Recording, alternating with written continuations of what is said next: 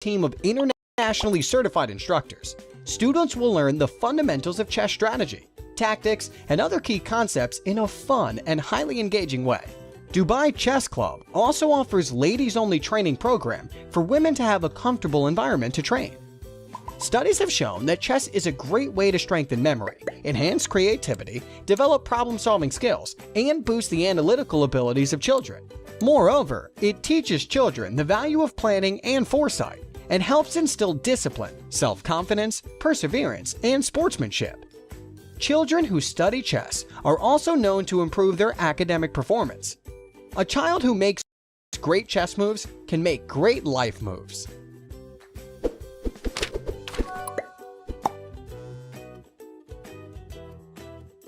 Dubai Chess and Culture Club invite parents to enroll their children to the club's chess school and enjoy the wide-ranging benefits of chess as a tool for education and skill development.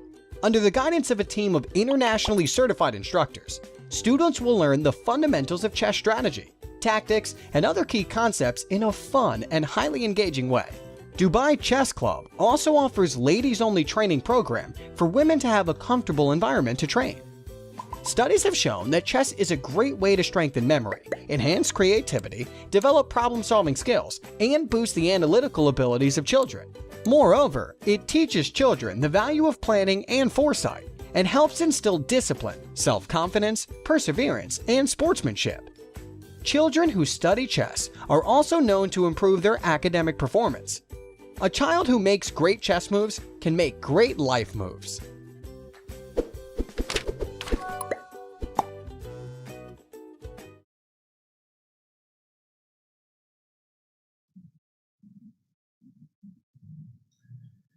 Hello everyone, this is Coach T-Max once again at the Dubai Chess and Culture Club. Welcome to the final day of the Steinitz Memorial, a 10-player double round robin blitz event with a time control of 3 minutes plus 2 seconds. Currently, the players playing are Magnus Carlsen and against Alexander Grishchuk. And leading at the moment, we have Carlsen and Dubov tied with 9 points. So this is the 15th round. There will be 18 rounds. So there's still 3 more rounds left after this one. All right, so let's look at the live game first between the world champion and the Russian, one of the Russian top players, Alexander Grishchuk. Sasha Grishchuk. Okay. Carlsen sacrifice and knight on e5. All right. The potential pawn phalanx. Yes, massive pawns. Massive pawns in the middle. Oh, Grishchuk might have missed that one. Did he miss it? Grishchuk with very low on time. But he's always like that. Grishchuk is always like that. That's why sometimes he always lose good positions because of time management.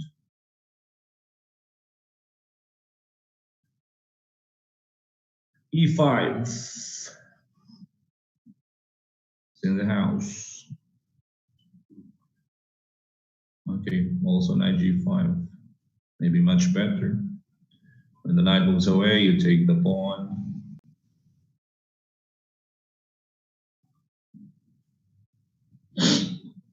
Rook goes back to G2, simply rook G2, and then rook takes E2. Should be enough for white to win. And there should be no tricks for black here.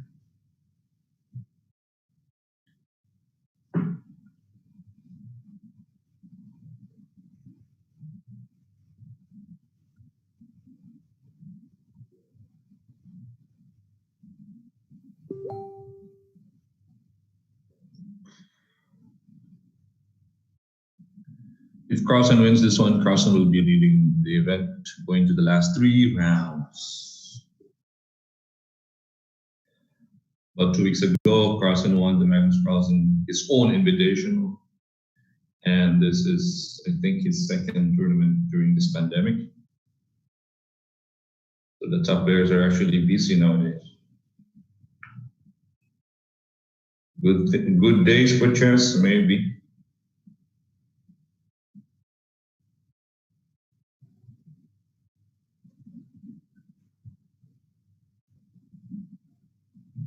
All right, Carlsen now limits and reduces the material. Now we have two rooks against rook and bishop. Definitely better for white. Rook b6 is coming. Resign maybe. Oh, still playing. King f3 would be simple.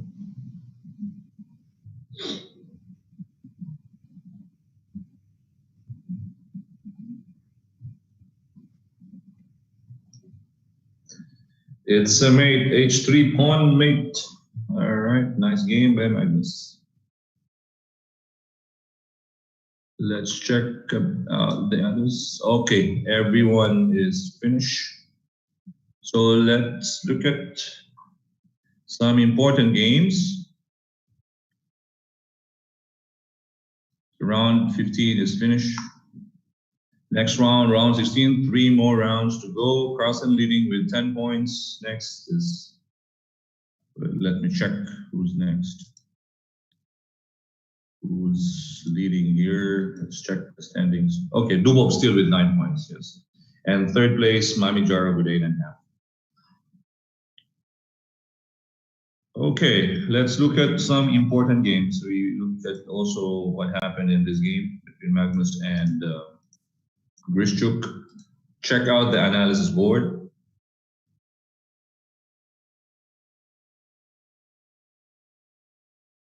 All right. So this is Carlsen versus Grischuk. You have e4, c5. This is quite interesting because it started with the Sicilian. But if you look at the game, in the middle game now, it transposes into more of like a Roy Lopez after e5. So that's the transposition. Okay, d5, g3, stopping knight at 4. d4 takes, a5, d4. This is more of like now from Sicilian to Roy Lopez. This seems like a King's Indian now. So a series of transpositions here. Knight b d2, rook to g1. Of course, it cannot take the pawn on g5. There's knight takes g5 and the knight goes to e6. Right, so knight f8 takes on a6, knight takes e5. This is a pretty nice. We call this sacrificing minor piece for strong central pawns. We call it the pawn phalanx, the phalanx of pawns.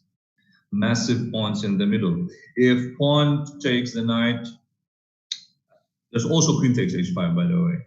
It's not just sacrificing. So f3, Carlsen could also play a nice move here, knight takes g6. For example, pawn captures the queen, knight e7 check, king h7, e5. That would have been pretty, yes. If the king moves back to h8, rook g8 is made. And if the knight goes to g6, he can just capture with bishop takes g6, king goes to h8, take the rook. If queen takes, he takes d6. Queen is dead. Okay, but Carlsen went for the simpler knight takes f7, which also wins. All right, exchange up. You'll get a pawn. Although if you want to keep the pawn, you could also play rook g2 if you want. Keeping up the pawn and rook takes e2 counts. They went for rook g3, takes. Of course, the material, this is too much, right? Exchange up. And look at this pawn here, that's a target. Carlsen could also play king f3, simple. Right, king f3, if check, this king e3. This rook goes to b6 and just take all the pawns. But no matter how you look at it, white is already winning. Rook f6 and black resigned because after king g4, h3 is a mate. Now, during this round, Carlsen was actually tied with Daniil Dubov with 9 points, but Daniil lost an important game to Bu Zhangzi from China. Bu, Carlsen's conqueror. Let's check that game out. What happened to Bu and Dubov? Okay. Dubov was white. Bu Zhangzi was black. I'm not too sure about the pronunciation. Bu Zhangzi, I don't know. Bu Zhangzi, not so sure. Not really fluent with Chinese. Okay, so d4, knight f6, c4, e6, e5. Okay, we have the Nimzo Indian with bishop to b4 check, knight bd2, takes on c4, queen's gambit accepted, knight on c6, e3, queen d5, takes, b5. Okay, bishop goes back, takes, f5, bishop b7. And now here, white was very optimistic playing e4. And that is very costly. That is a losing move. White missed this important knight takes d4, because if you take the queen, black has a take on c2 with a check. Okay.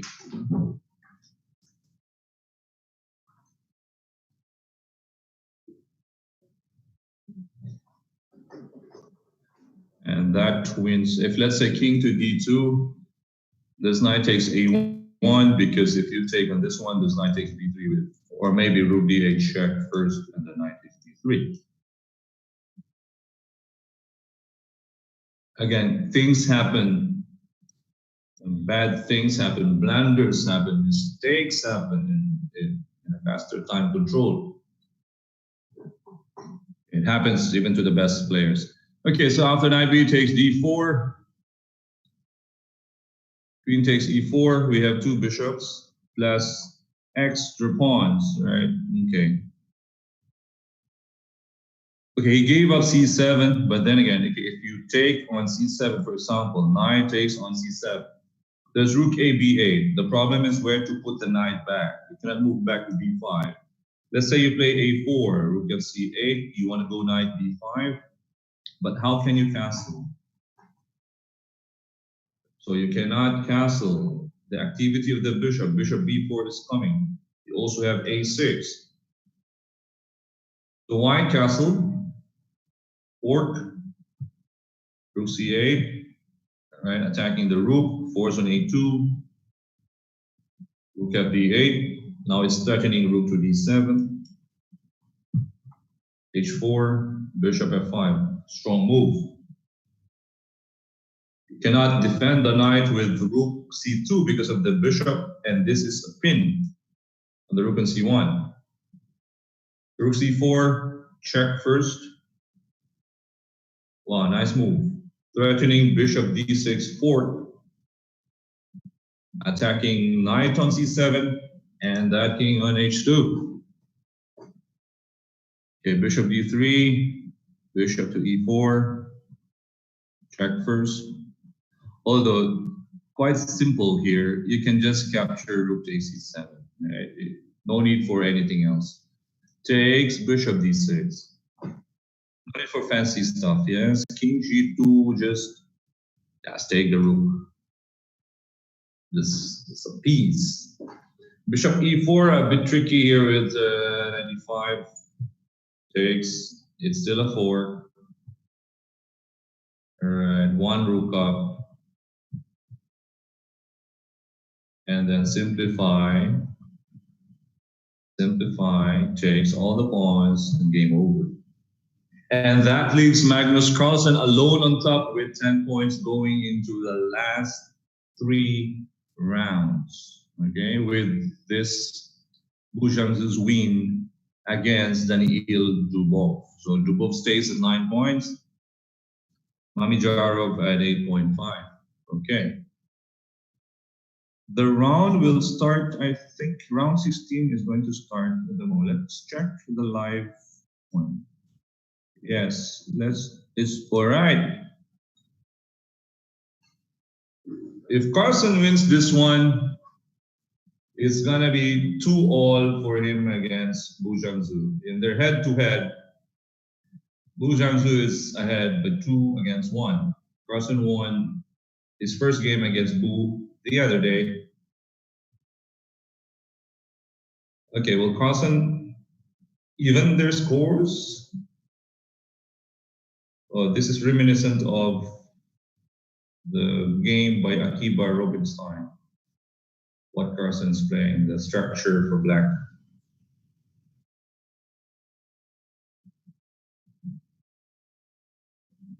Okay, knight takes e5. Knight takes e5, potential knight c4. And also there's some queen g5 threats. Yes, the bishop on b7 is so strong. Queen g5 now. Queen g5. Attacking g2. Come on, queen g5. Attacking g2 or I don't know. What else can? Or maybe bishop b8 first? Bishop b8.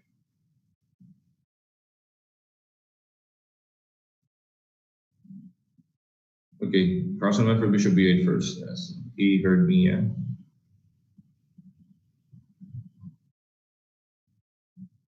There's a strong threat of queen g5. That two bishops over there, the b8 and b7 bishops, very dangerous bishops, is attacking two weak points, h2 and g2. That's two squares in front of the king.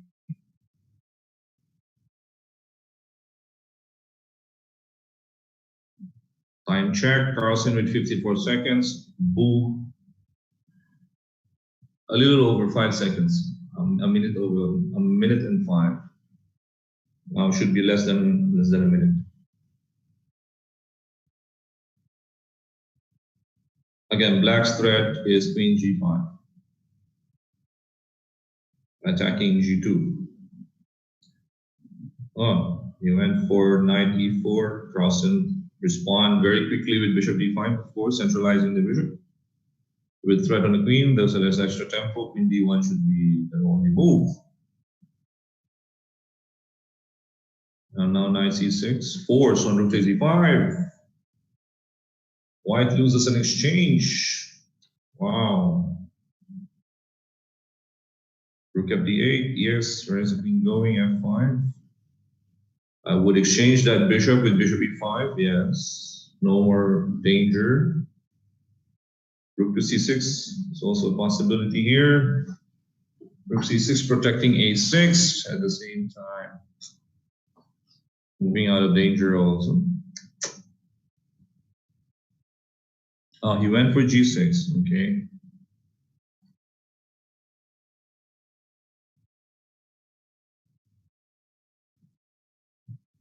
Queen to e4.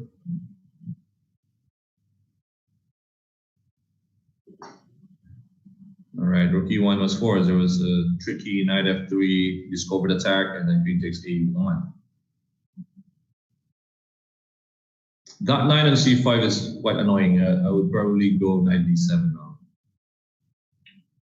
Knight d7, knight d7, or maybe h5 if you're worried about. Oh, queen h4. Queen h4, attacking the rook on e1. Mm-hmm.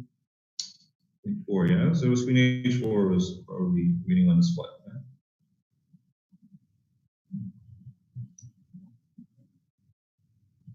C4 takes on c4. Ooh, queen f1. White should be. Why? Why not queen f1?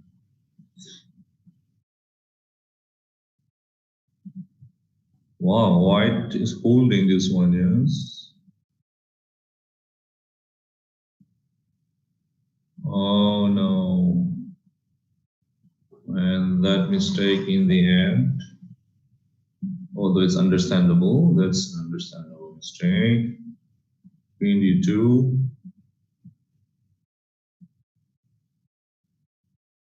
Rook g1. Or maybe queen g1. Okay, Carlsen went for rook d4, queen c8 check, king g7. That should be resigned. Yes. Where's the knight going? Rook d2, finish. Resign. All right, wow. Magnus has beaten Bu twice in this tournament. So it's like that, huh? When someone beats you, invite him in a tournament and then exact your revenge. And that's what Magnus did, yes. Although it was Fide who invited Bu, by the way, because he wasn't able to play in the Nations Cup.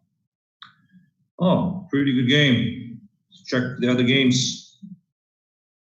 What about Jeffrey Chong and Daniil Dubov? Oh, Daniil Dubov lost for the second time. 2 in a row. Very heartbreaking. So Magnus now has 11 points. Dubov stays at 9 points. Oh. The other games are still not there yet. We will wait for another 5 minutes maybe for the next 3 games. There are still 3 games for this round. So Jeffrey Chong has just finished. Let's check that game. Jeffrey Chong versus Daniil Dubov. All right, check that out. Wow. Sorry loss for Dubov. He was leading the tournament the first 2 days, but today is just a bad day for him, yes? That's part of life. You have good days, you have bad days, you have happy days, you have sad days. Okay, let's check this out. Okay, d4.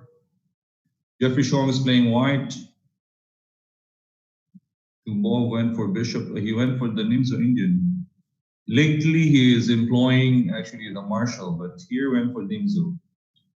Okay, knight c6 takes bishop d5, e3, e2, takes, right knight takes, 5, bishop c4,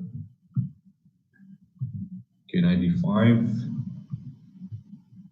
Oh, that was nice, provoking move, yes?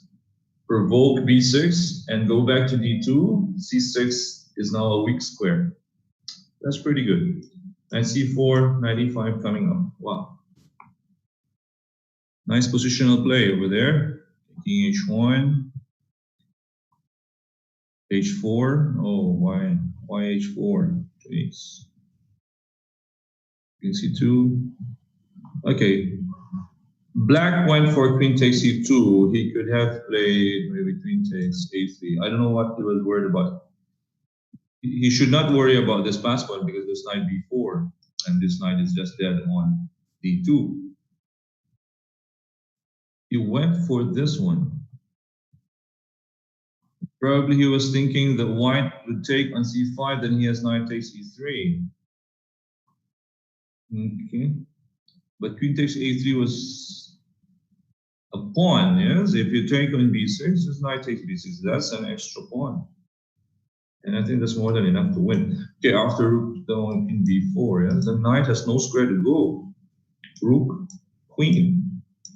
So you probably go for rook b1. But what about rook c8? And what about rook fd8? Yes, where's the queen going? Uh-oh. This was actually a sorry loss for black, yeah?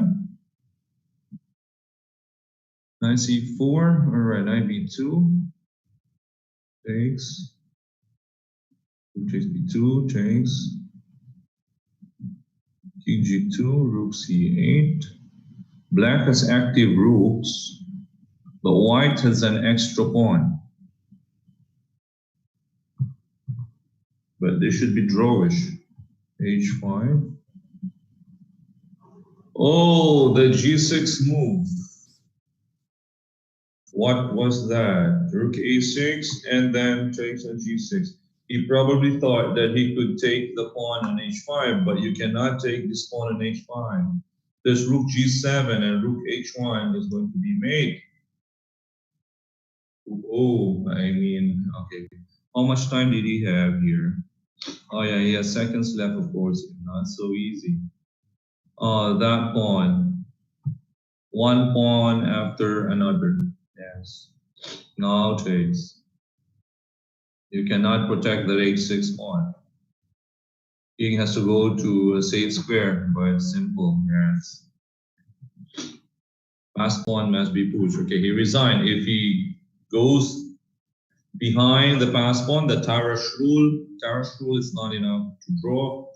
h7, the king has no square to hide, right? No square to hide because the rook comes with the check and then you remove the pawn. That wins for white. Oh, the g6 move was a very big blunder by Dubov, yes. Was pretty big, big.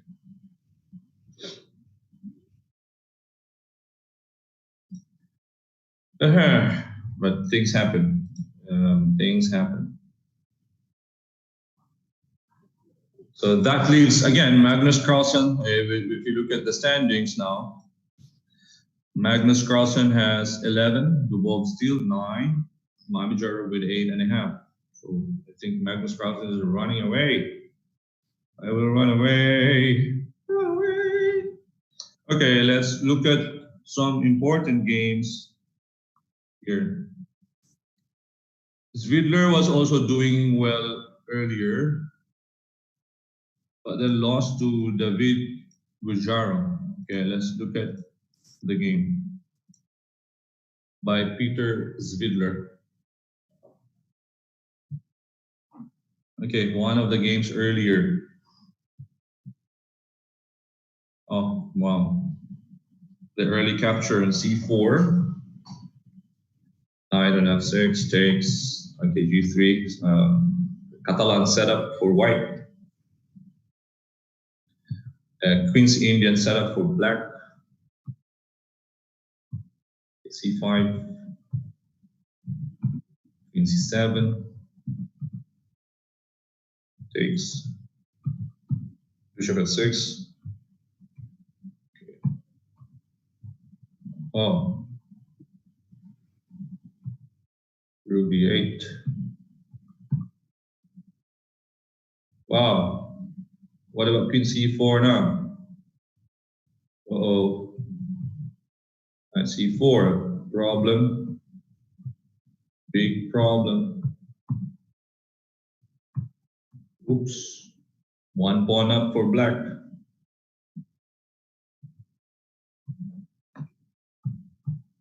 f4. f3. Okay.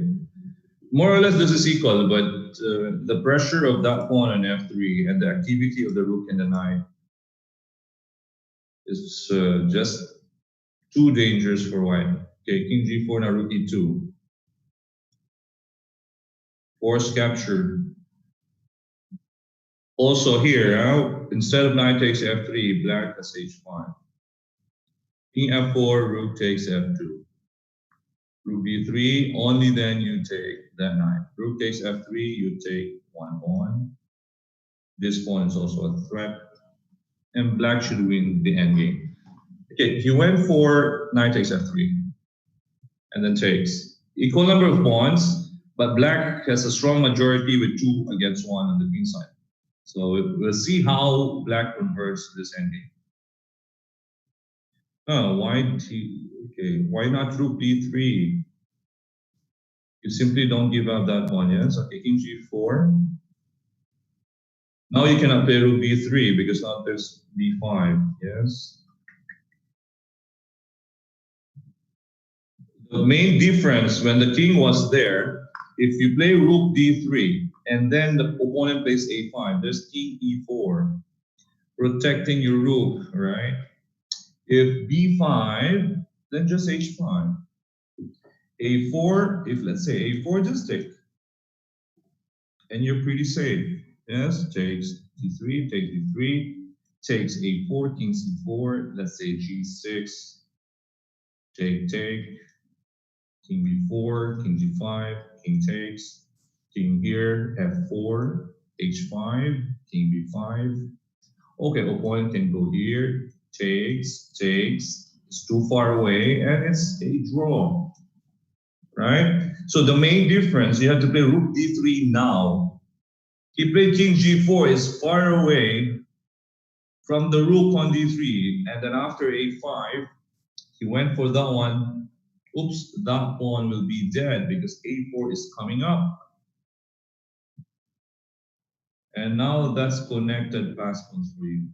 Connected pass pawns. Okay, one last trick. G6. Take it first.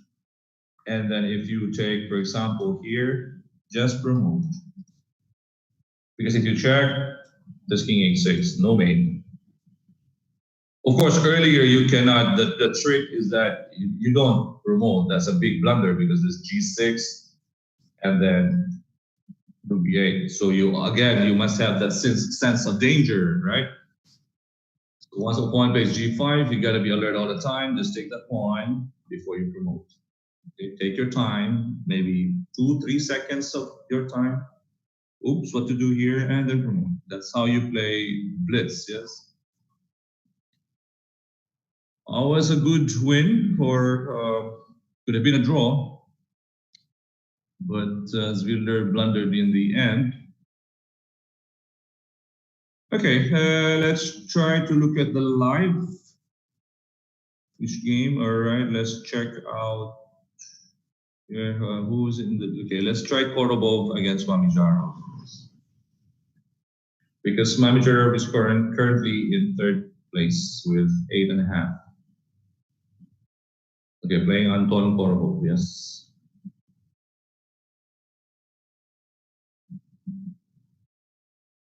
Oh, knight f6, sacrifice. Come on, knight f6. Knight f6.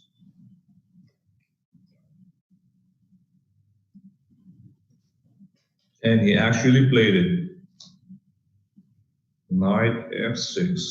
If Korobov wins this one, Carlsen will definitely run away with the victory. It's on 11 points. Next is 9. Mamijarov 8.5.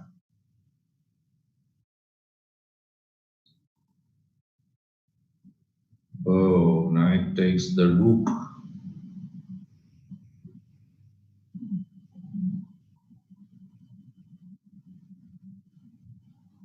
Yeah, we can go rook c1. I was just going for king g2 earlier. King g2, rook h1, g6. Oh, he went for rook c1 and then e4.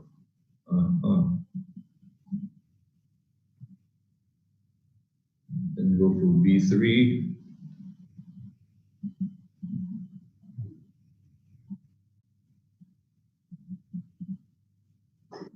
Black is also very low on time. Position is also bad. But again, anything can happen in online chess. One mouse slip there takes away your hard work, yes. One mouse slip, one bad connection, all of a sudden, bye-bye hard work. So you got to be careful in online chess. A lot of factors.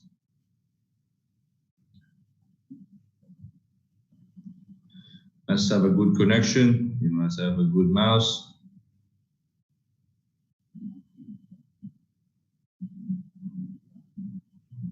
And you make sure you also click the right square.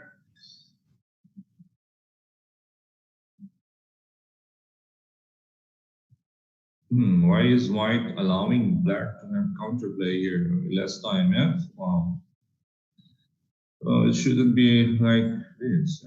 Well, what's happening here? Black.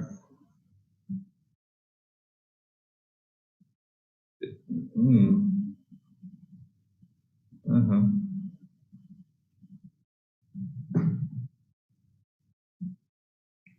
Wow. Black at least is still surviving.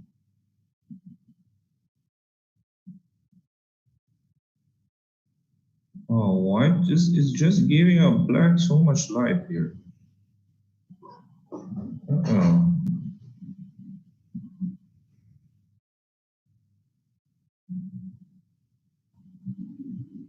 Oh, wow, this is a sudden turn of events. Yes? Surviving. What is this?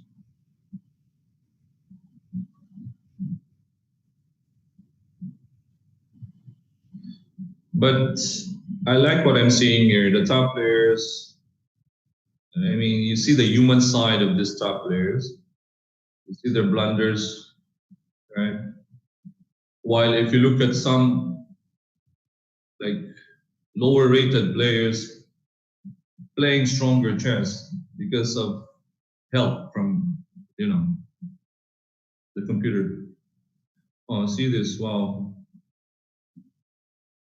One block blunder after another, oh my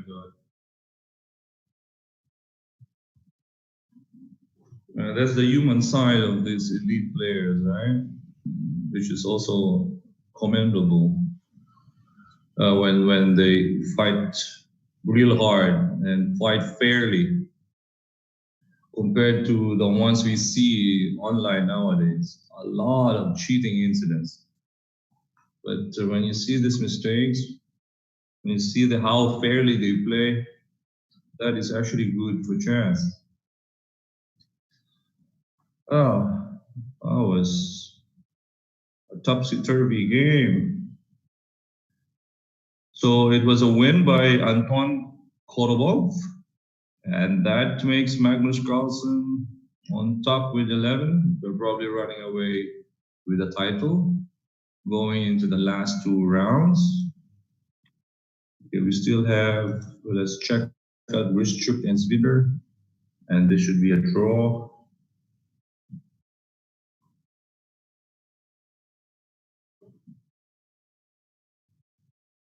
Should be a draw.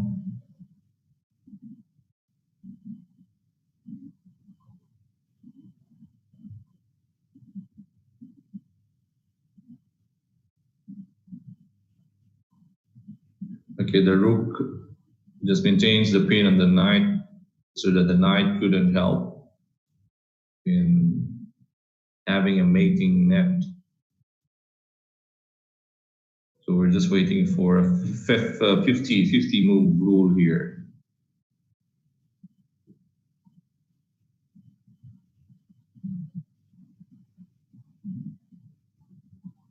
It would be surprising if white wins this one, yes.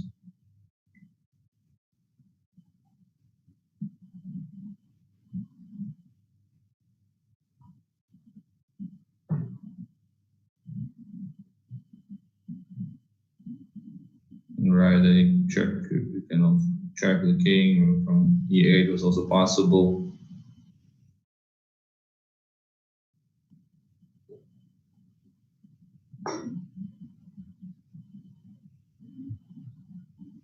Don't go king, all right. If you go king d3, there was knight c5. How many moves more left? There's a 50 move rule, but the problem now for black is that the king is in the last line, yes.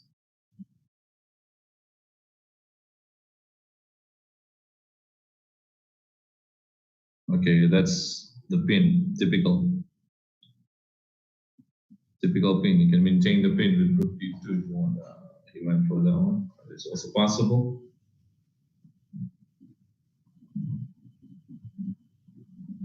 All right, now the king escapes. Should be a draw, right? Hey, stop. There's a draw, but Grischuk keep on playing. Keeps on trying.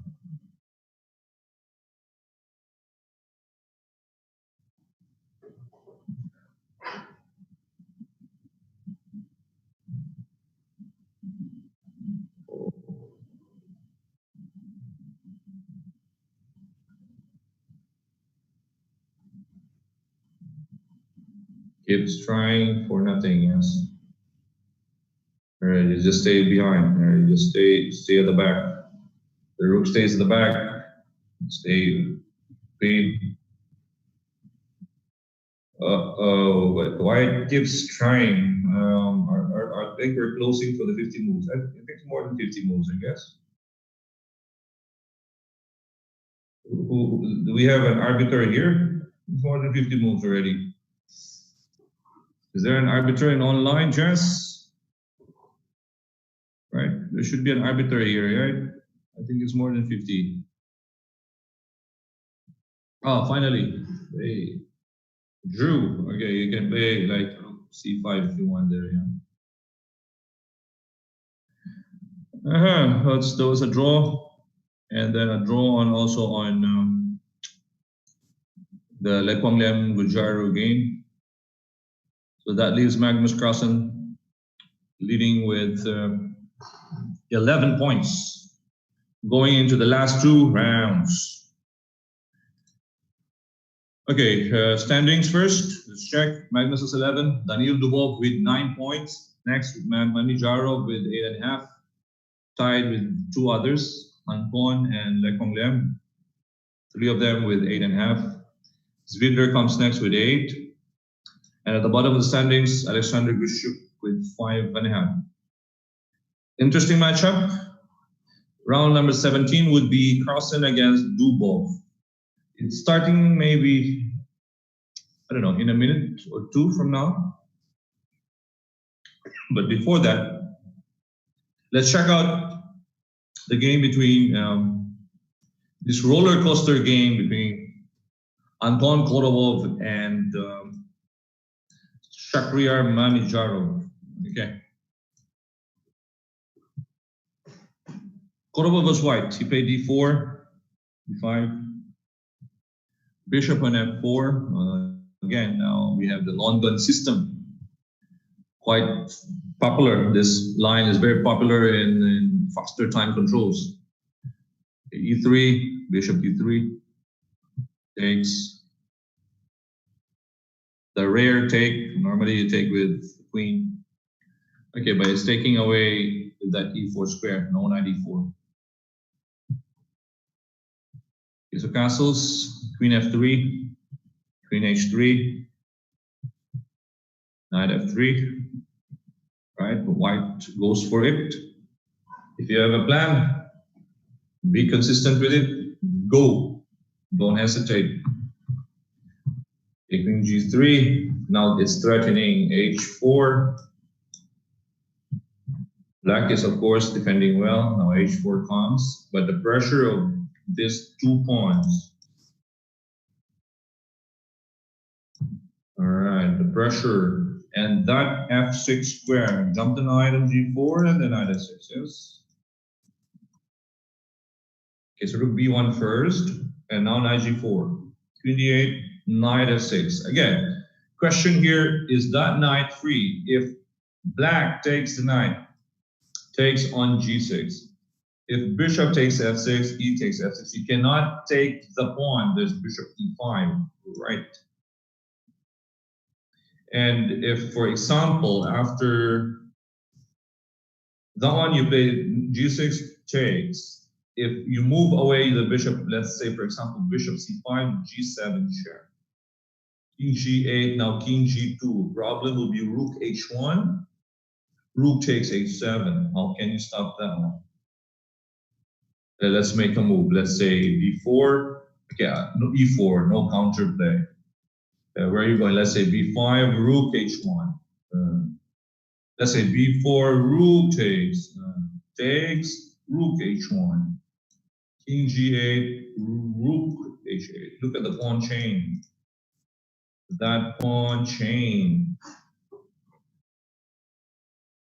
Okay, so knight f6 was a very strong move, and black here played knight d7, so he loses the exchange. Queen takes here. Here, white can just play king g2, right? No need to go for rook c1.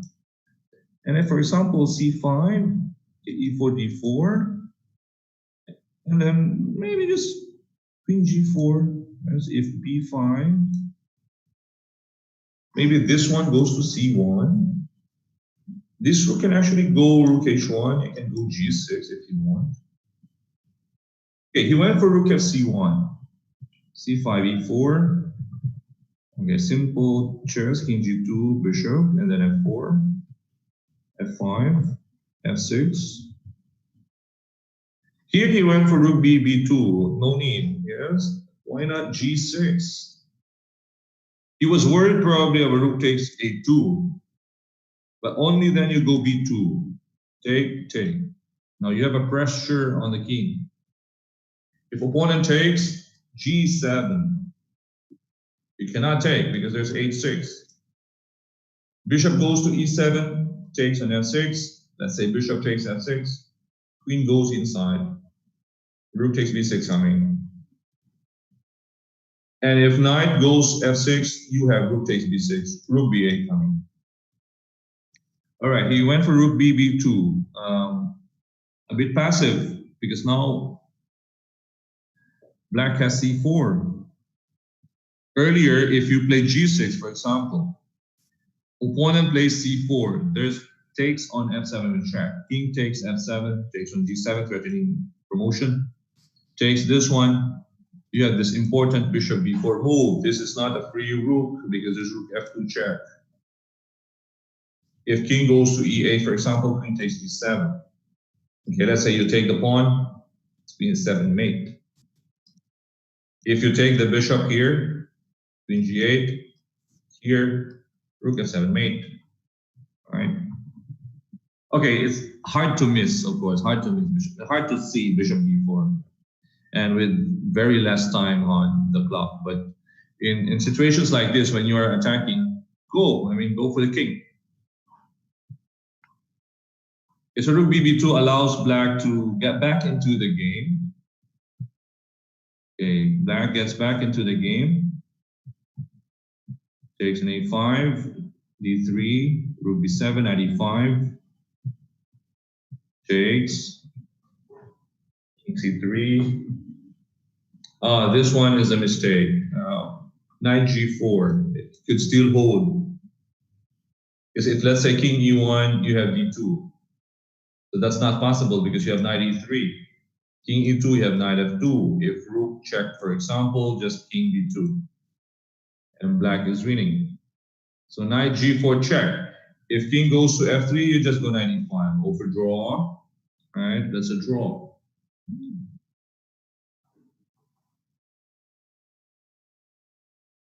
But he didn't go for that one. Yes, he didn't go for that one.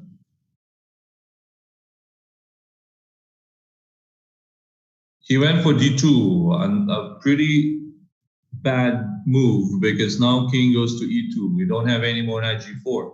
After take, rook takes f7. You cannot play knight to b2 here. This rook c7 check, that annoying rook. Knight c4. You can capture the pawn on h7. You can even capture that knight. Whoops. Right? Here takes. And now the pawn breakthrough. Pawn breakthrough. G6.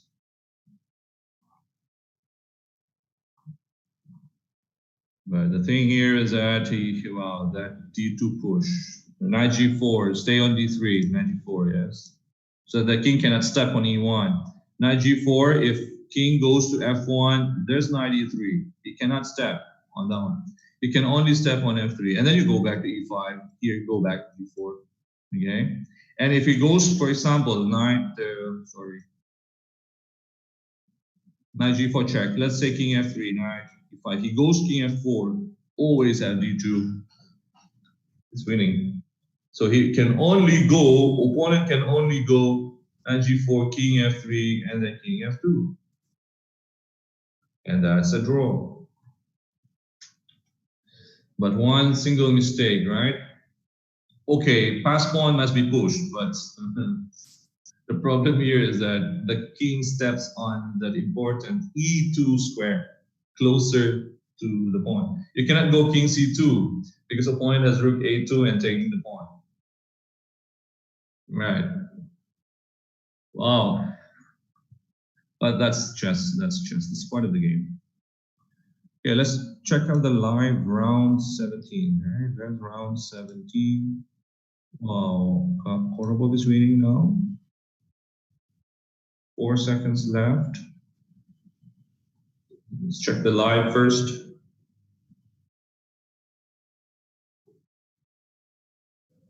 But lost on time. What? Ooh. That's sad, yes. What happened there? White winning and lost on time. Oh, yeah. Crazy things happen. Crazy things happen, not just on the chessboard. In life in general. Life in general. Especially nowadays. It's not normal nowadays. So you really cannot fault these players blundering because they have so many things in mind, right? They are not probably prepared with what's happening right now. Okay, chess is a way out. Playing online is a way out to get out of this. I don't know, this worst situation that we're having, but it still goes into our system, into our mind. Why is this happening? People ask this question: why is this happening? Why is COVID happening? Why are we inside our house? Why can't we go out? So sometimes it affects, the mental side. It affects people's decision. Okay, not just on the chessboard, but also life again in general. So mistakes like this is just probably the new normal because people are not at peace. Okay, they cannot think properly as well. All right, let's check this out. Okay, one more game before it's a draw. All right, so let's check what happened there. Imagine white was already winning, but lost on time. Yes, time is important in blitz. Check this out. Oh, it's pretty heartbreaking. Yeah.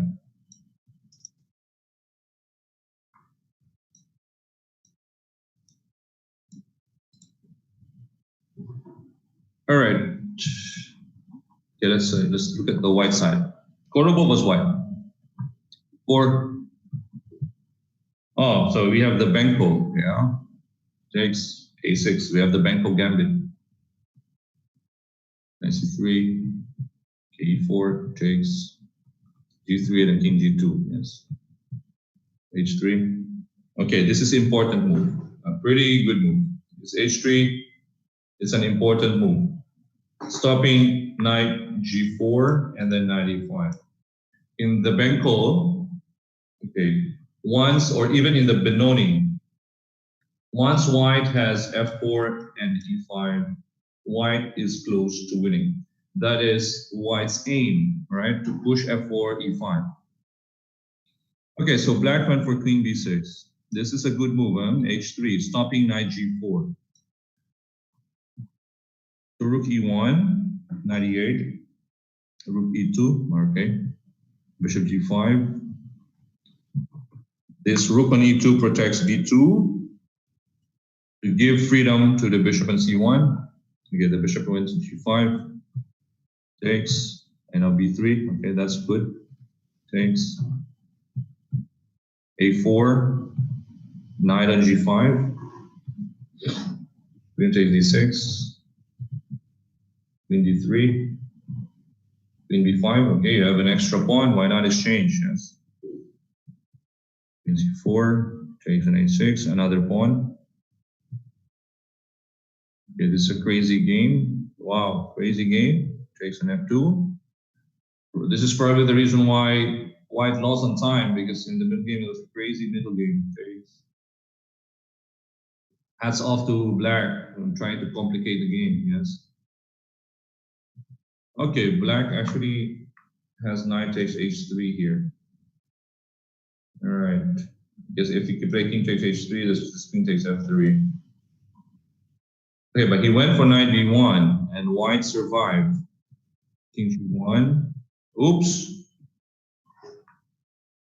Knight f2. All right. It's we call it a panic move. Black panicked with king f8, but he can play knight f2. So again, winning also. Here, there's knight takes h3. King f1, there's rook f2. There's king e1, there's queen h6, and threatening mate. Yes, and no queen c8 check. But he went for king f8. Now white is winning. Can actually play knight e5 here. He went for queen f5 check, king e8, and then white lost on time. Oops! But white could have won here with knight e5. The king cannot escape. Let's say king c7, queen e7 check, king goes to b8, queen d8 check, king goes to b7, c6 check, king goes to a7, queen check. Here, knight d7 check, oops, take the queen. Here, bishop f4, and rook e5, bishop e5, that's the mate. Forcing black to take that knight with the rook. After take, of course, this is just too much. Queen d6 is coming forward, and may need extra 2 pawns. But painful loss after king e8. White forgot about the time. Game over. Oops. All right, let's check if there's a live game now ongoing. Okay, we have an ongoing game. This is nice. Watch. Carlsen leading with 11. Dubov second place with 9. So this is interesting.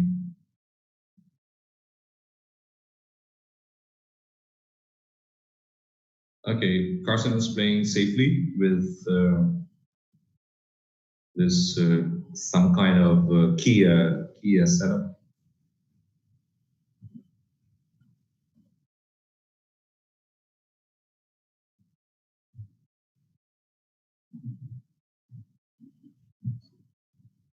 Okay, bishop f8 maybe will be played. Yes, bishop f8.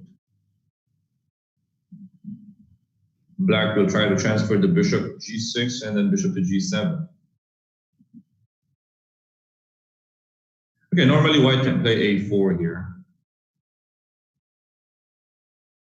Carlsen went for queen d2. He doesn't really care about a4. So probably he wants to go for bishop a6. If black goes for g6, yes, bishop a6. Okay.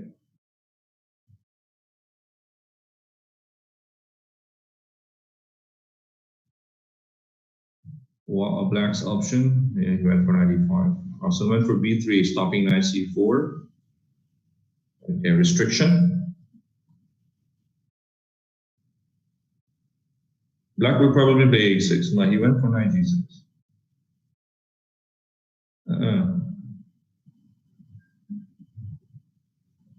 Okay, Carlsen will be happy for a draw here, like knight g4. He went for h6, h3, of course, stopping knight g4. f4, go. f4, bishop f2, yes. I have a similar game with against Kashlinskaya last time, about 4 years ago with this one. White. Yeah, bishop f2, typical plan. Yes. The bishop goes to, maybe bishop goes to c8. He went for queen c8, king h2. Yes.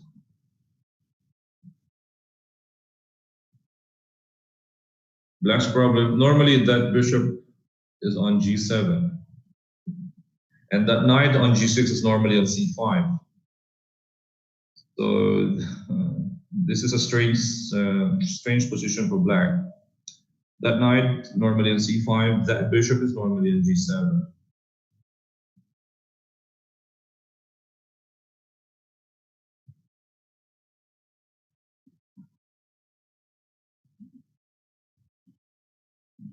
Okay, Carlsen can go for bishop d4, queen f2 here. So what should black do? He would probably go bishop c8, yes? Bishop c8, bishop d4, knight d7. So what is he trying to do? He went for d5. Oh, interesting. Okay, Carlsen has two choices to take the pawn or e5, but I will go for e5, yes. e5. Dubov is planning knight e4.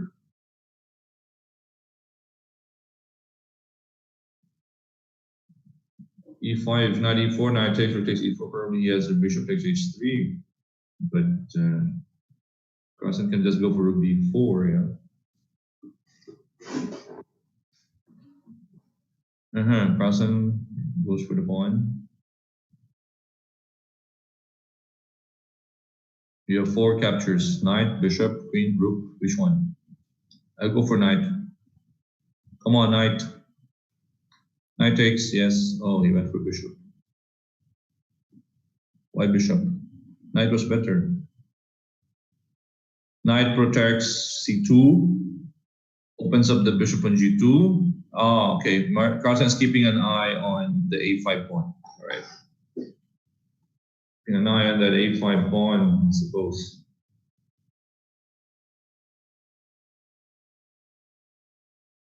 Bishop e6.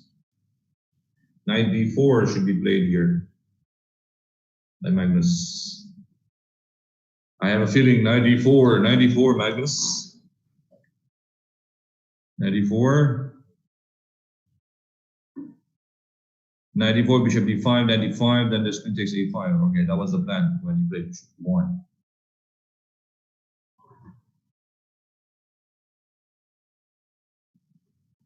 Bishop into d5, knight to d5, then queen takes a5, extra pawn. That extra pawn. And you give Magnus an extra pawn. Oops. No.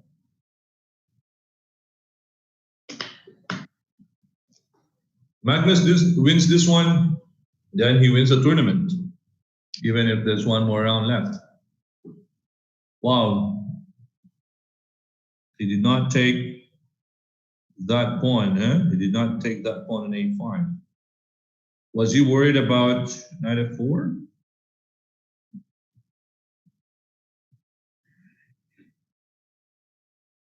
Okay, bishop b4, there's queen d4. And,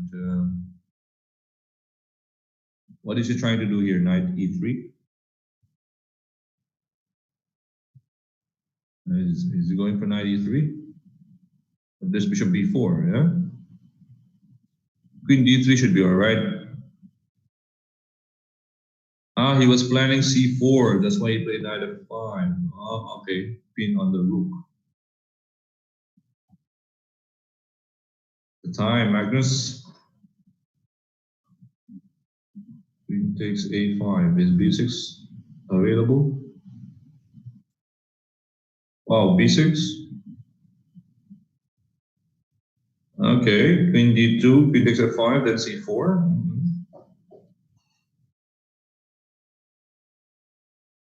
Queen d3, queen f2.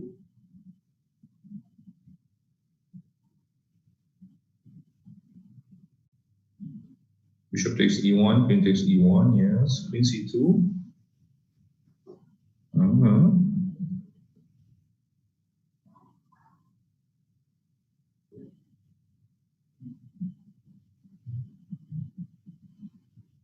Magnus would go for queen d2 here. Knowing Magnus, he went for b4, right? The pass pawn went for a5. Okay. The central pass pawn and the outside pass pawn. Oh, but that outside pass pawn is a bit dangerous, huh? With that bishop on g2.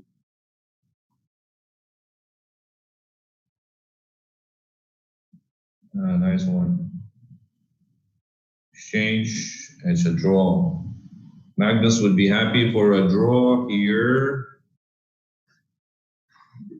That gives him 11.5. Right, that gives Magnus 11.5 going into the last round, and that's a wrap up. Magnus winning the tournament with 1 round left. Okay, do we have other games in progress? Okay, we have Lek Wang Lam and Bristrup. This should be equal. Bristrup's time, 13 seconds. Lek Wang Lam has less time. Okay. White will try to squeeze out, but no. This is a draw. The rook c4, yes. Okay. Change the rook. Take the rook. Oh, he's not taking it. King to b7. All right. Dead draw.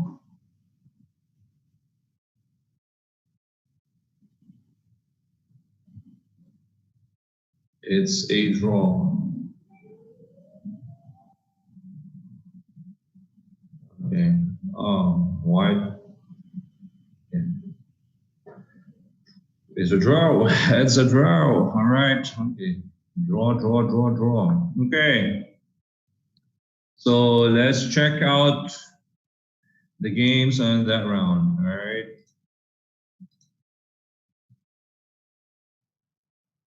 Peter Svidler in that game won over Bu Zhangzi. Okay. Very easily in just 17 moves.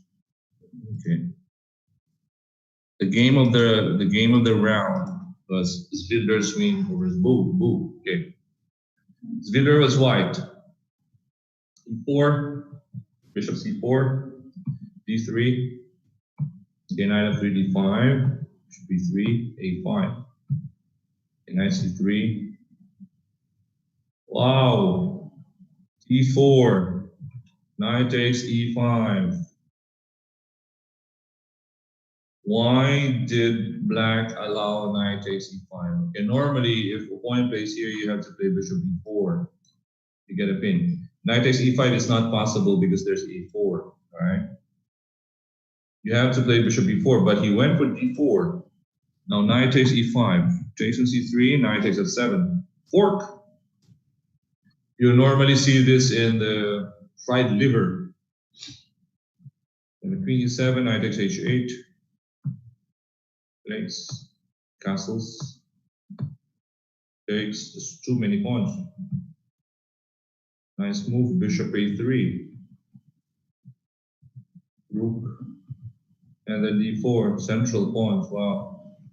Rook b3, queen is trapped. Oops. Bye-bye, queen. Wow, that was an easy game by Svidler against Bu Zhangzi. You can imagine even the elite players are losing in just less than 20 moves. This is a miniature game by Svidler, a miniature win. So again, when in this line, you gotta play bishop b4. Right? This is not possible to take this a4 because of the pin on the king. Now, when bishop b4 comes, white has to play a3 here. Takes on c3, takes. And then just queen c7, normal. Okay, castles. a4, bishop a2, castles. It's supposed to be like that. But not d4, he allowed knight takes e5, yeah, wow. Probably he thought that he could, okay, I win back the knight. Now, if you play a4 this time, there's bishop f7 check. Okay, king, let's say, goes to d8, takes on c3, g6, just bishop takes, right? Just bishop takes. You take, I will take too many pawns. Queen f7, I would take, and then bishop g5. Look at the pawns, 8 pawns against 3. Oh. Too much, right? E5 coming up. If you play knight to d7 here, queen f3, again e5. If you play king c7, king b6, rook b1, king a7 maybe. But it's just h4, go, go, go, go, right? Too much pawns. Massive pawns.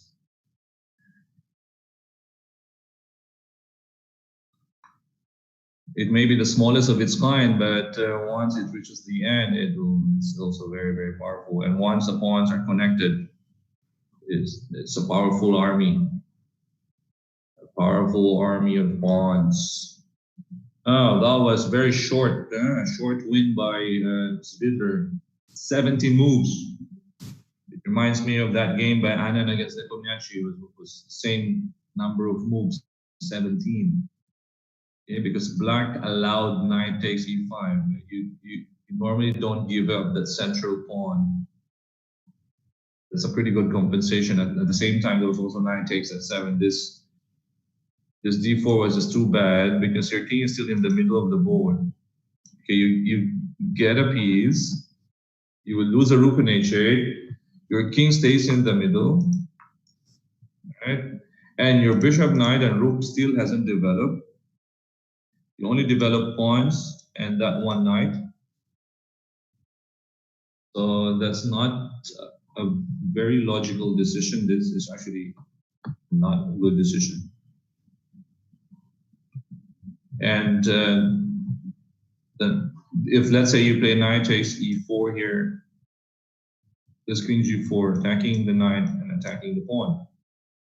You're forced to take this one, then the rook goes to d1. There's just look at the king in the middle. The king in the middle dies in the middle. All right, so don't give up that middle pawn.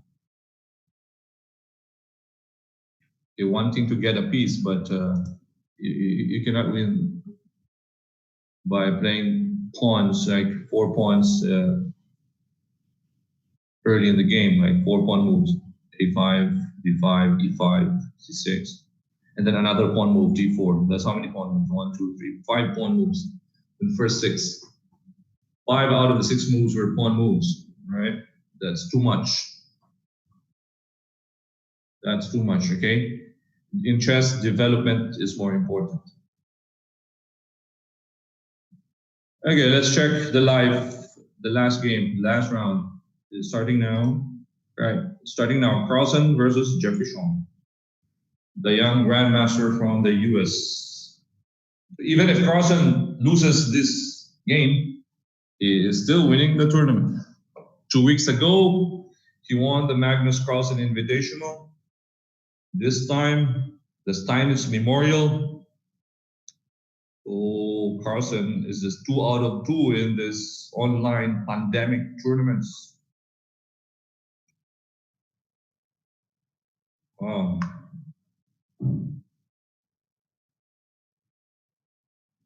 Carlsen always is still motivated. Huh? He's a world champion, he's world #1, and he still goes for titles. He's still hungry to win tournaments. And that's a very good thing to emulate, that fighting spirit, that killer instinct.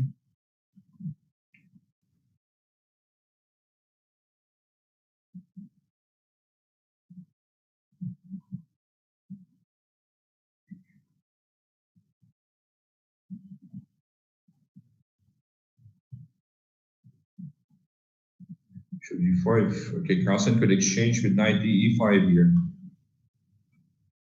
He could liquidate knight e5, knight e5, knight e5. Exchanging knights, okay, but he went for b5. c4, which is also good. Right, knight e6 move, stopping knight e5, now h5, okay.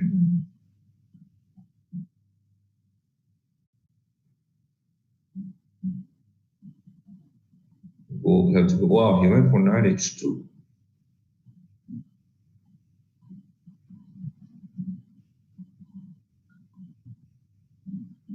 Okay, Carlsen could improve his position on the queen side with a5, b4 here, yeah.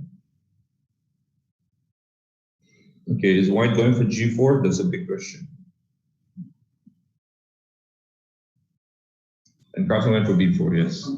Because that bishop on g7 is strongly threatening. Bishop takes b2.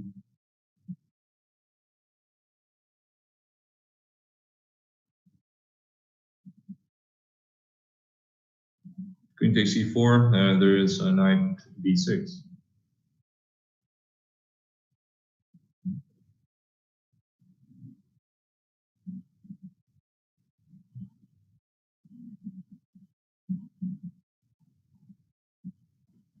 That knight on h2 has no scope, unless he goes for g4, but it will be a bit slow now with Carlsen's counterplay on the queen side a bit too fast here. White has to worry about his queen side pawns first before he goes to attack on the king side.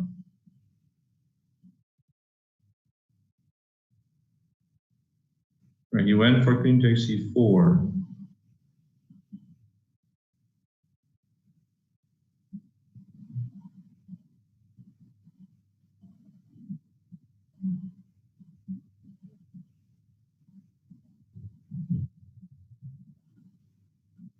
Uh-huh, 95, 95.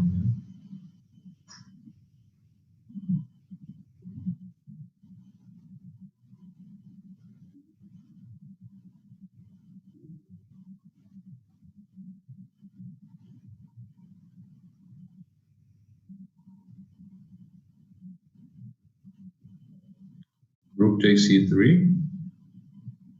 This Carlsen is also trying to go for rook takes c2.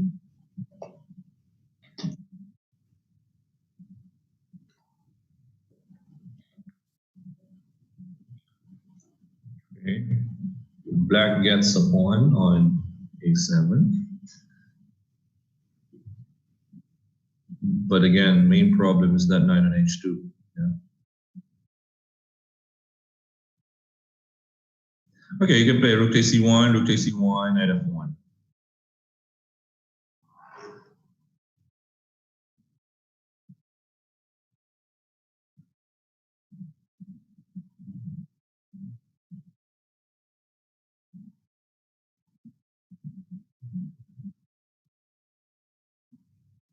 Carlsen probably played the wrong rook earlier with rook ac8. You should have played rook fc8. So there would have been no bishop e7. Yeah.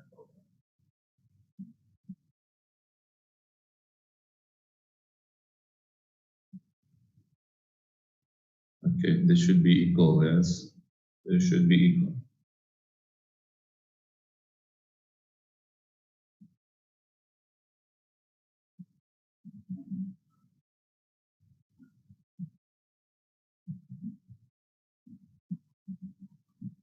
Knight f3, rook right, rook c1, king h2, bishop f6, top e knight g5,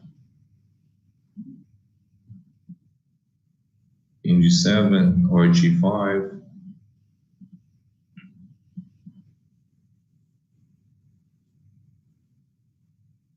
Carlsen is worried about knight takes e5 and then knight d3. Yeah.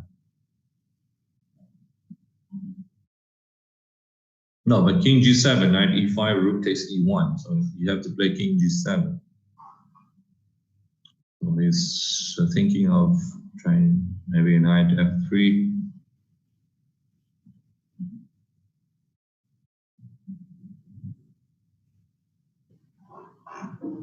Okay, white has an extra pawn, but black has active pieces. He went for knight f3 and then only the king g7. Oh, d4.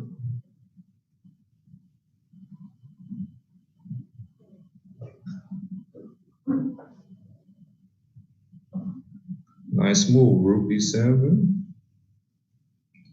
Bishop b6 would be 2. Knight takes g5.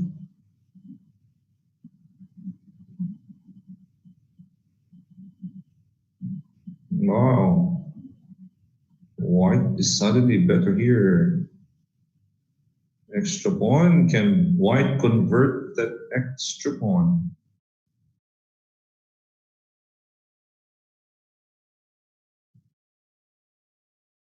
Magnus has saved many. He has already saved a lot of worse positions before. But is this one of them? Ooh.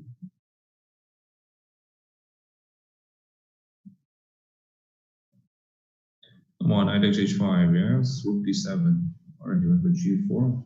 3, wow. 2 pawns up for white.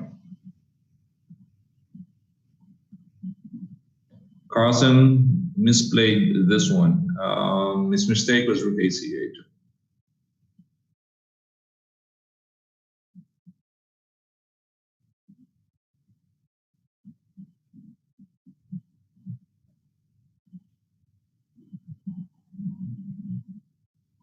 But, well, Carlsen has saved many games, yes. And this is one of them.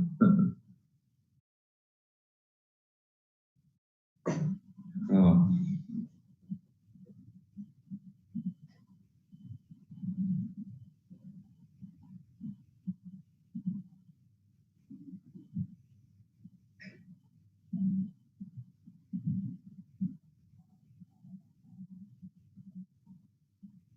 Oh, they're still going on for that one. But this is already a draw.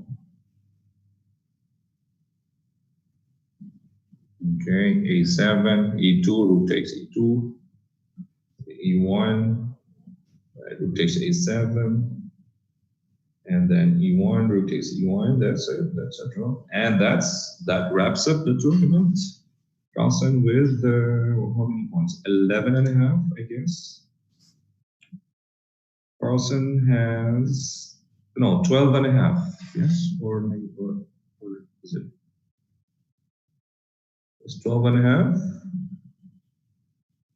out of 18. Dubov is running second with 10. Dubov already drew with Peter Svidler in the line. Yeah, we still have 3 games left unplayed. Okay, we are still waiting for that one. But while waiting, let's look at that Carlsen game. Okay. Jeffrey Sean against Magnus.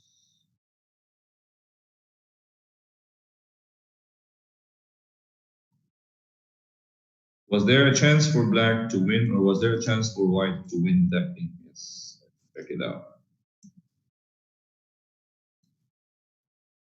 So Jeffrey Sean was white. He went for d4. Magnus went for g6, d4, d3.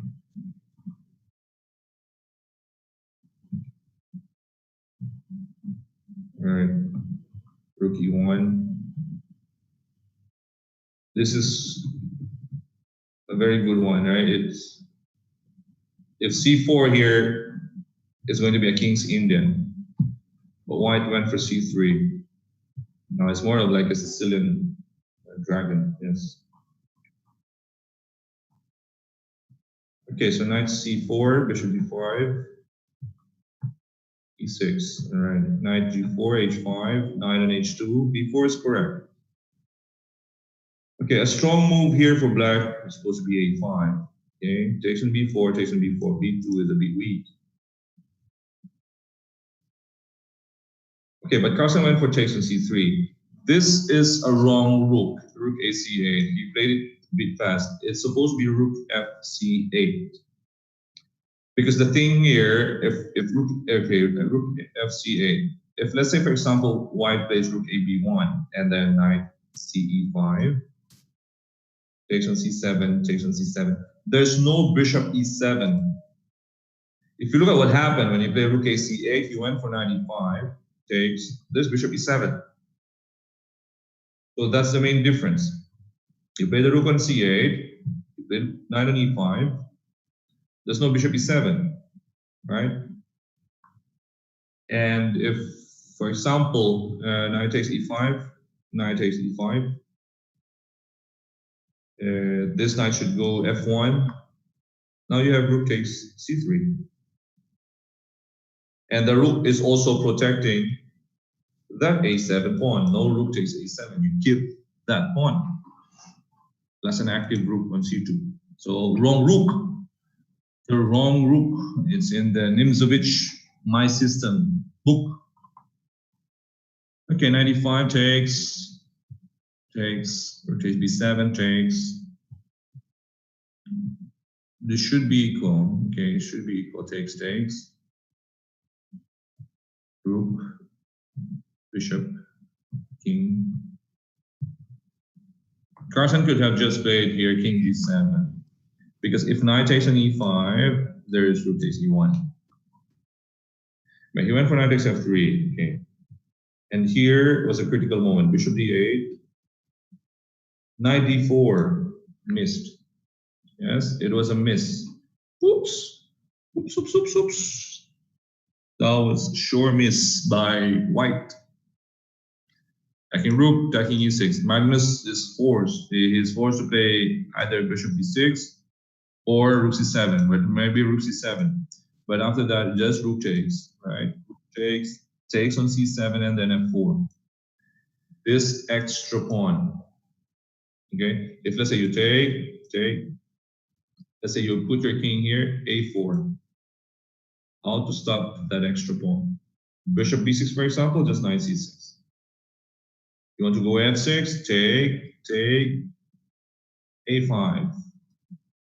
Bishop, king f3 first, king f5, a6.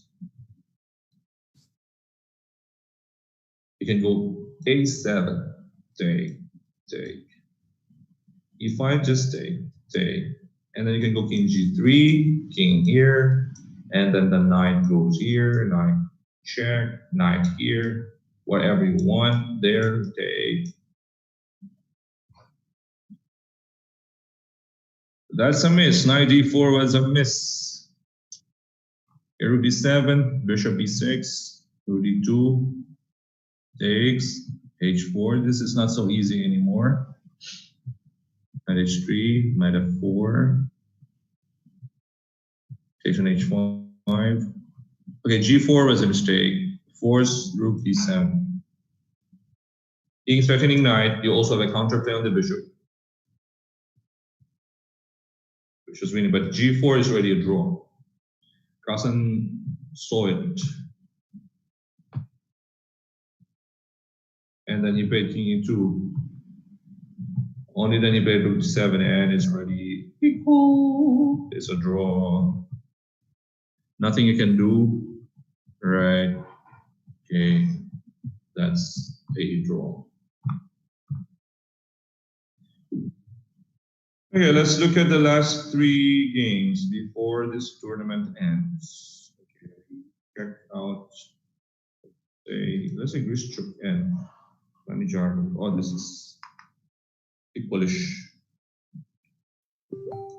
Let's check some exciting games. This one, Buzhenzu, or maybe Bujardo and Borbov.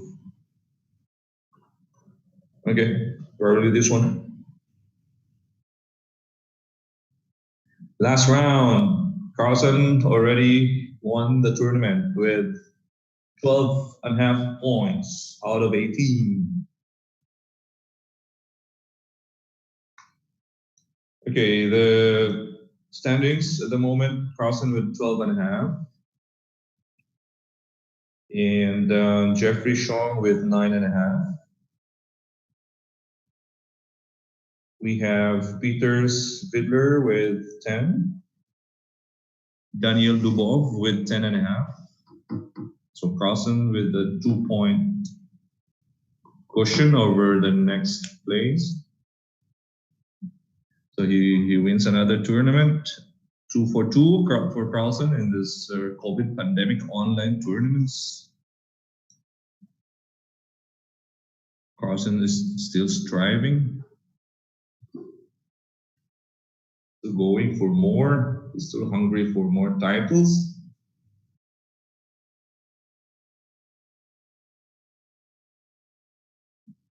Okay, in this position, white should be better here. with a bit of space. E5. Okay, he wants to break the structure. A potential isolated pawn on E6.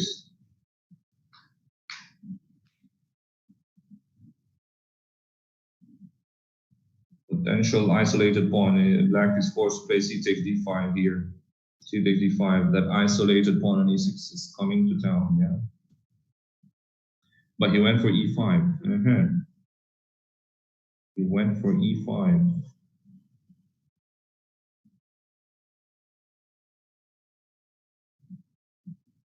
Okay, but that pawn is that free. Well, rook 8, E1. Okay, you can go knight takes E5 and then F4, yeah? F4.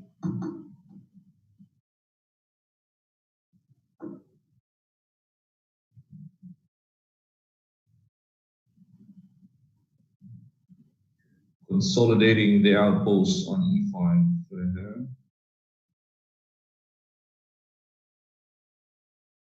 The central pass pawn on D5.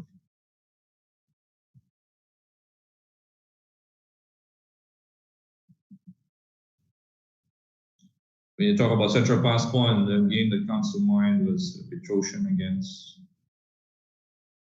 Korchnoi way back.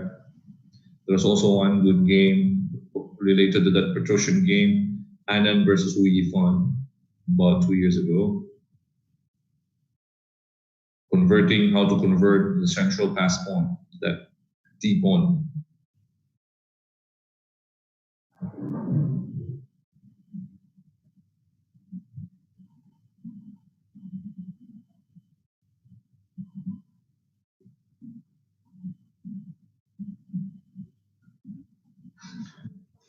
F6 is coming.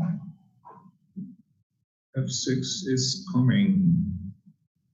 Why did he play rook E3? Why rook E3? Why rook E3? What was that?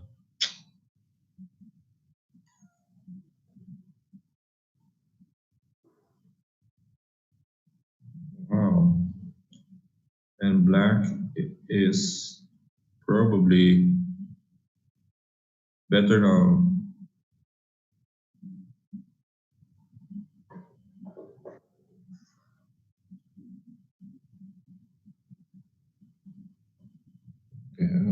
Okay, should be roughly equal.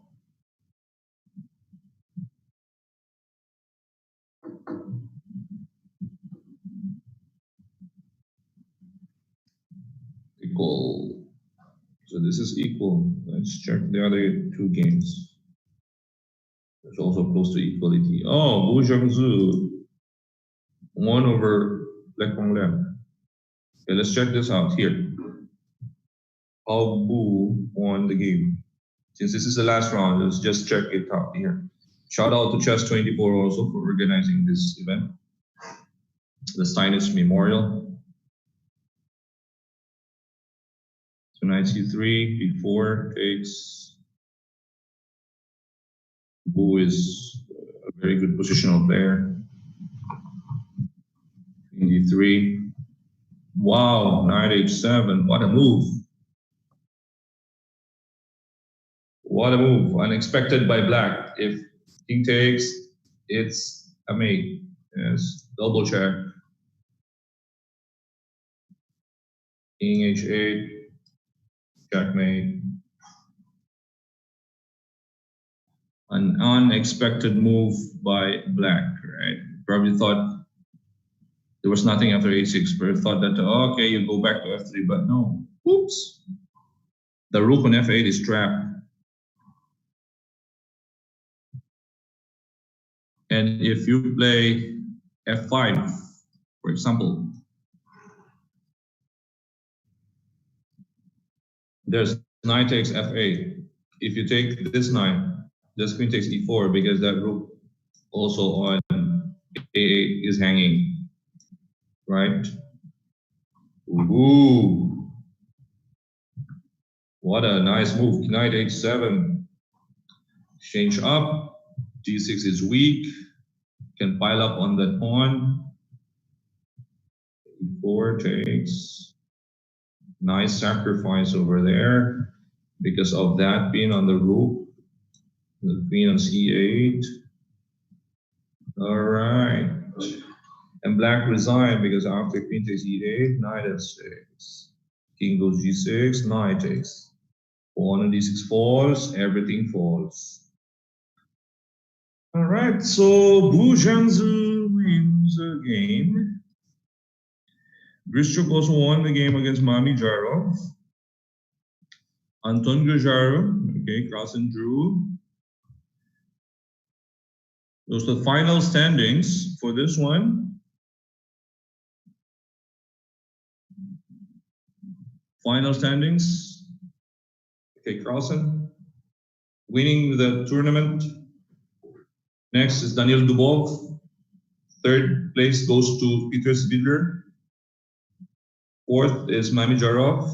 Jeffrey Chong comes. And the last place goes to Alexander Grishuk. And that ends the Steinitz Memorial. Another win for Magnus Carlsen. That's 2 in a row. He won the Magnus Carlsen Invitational about 2 weeks ago. And then the next tournament probably would be this Magnus Carlsen, what is this? Grand Prix, yeah, it's a Grand Prix with a prize fund of $1 million. And it starts with another tournament. I think it's next week, not too sure.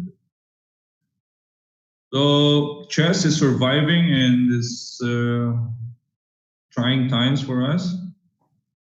Again, guys, thank you for watching. We are actually simulcast live on Twitter, on YouTube, and on Facebook. And follow us at Dubai Chess on Instagram. Okay, guys, thank you for watching. This is Coach Max. Stay home, stay safe, play chess. I'm signing off. Bye-bye.